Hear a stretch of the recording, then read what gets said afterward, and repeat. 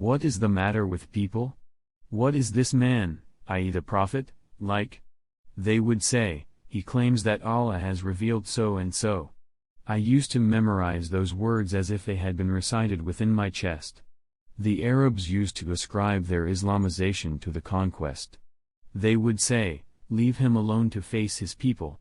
If he were a truthful prophet he would overcome them. So when the conquest took place, peoples hastened to declare their Islam. My father was the quickest of all my people to embrace Islam. Arriving at his people he said, by Allah I have just verily been to the Prophet, PBUH.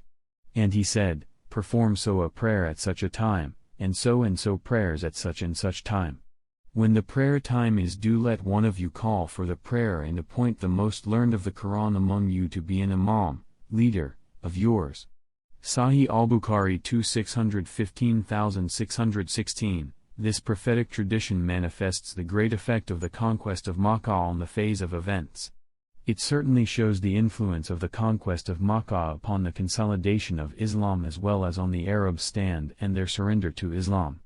That influence was absolutely confirmed and deeply rooted after the invasion of Tabuk. A clear and an obvious evidence of that influence could be deduced from the great number of delegations arriving in Medina successively in the 9th and 10th years of Al-Hijrah. The immense crowds of people who raced to embrace the religion of Allah and the great army which included 10,000 fighters in the invasion of the conquest of Makkah had grown big enough to include 30,000 fighters sharing in Tabuk invasion. It was only in less than a year after the conquest of Makkah that this growth in Islamic army had taken place. 100,000 or 144,000 Muslim pilgrims shared in Hajjat al-Wada, i.e. farewell pilgrimage. It was such an enormous number of Muslims surging, as an ocean of men, round the Messenger of Allah, PBUH, that the horizon echoed their voices and the expanses of land shook whereby while saying Labbaik, i.e. Lord, here we are worshipping, glorifying and magnifying Allah, and thanking Him. The number of delegations listed in all al-Maghazi were over 70. Investigating such a large number is not an accessible thing. Besides stating them in detail is not of a great benefit. Therefore, I am going to reveal and expose about what is historically wonderful or highly significant.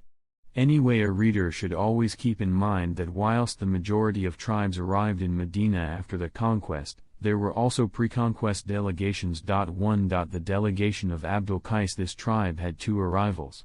The first was in the 5th year of Al-Hijrah or before that date.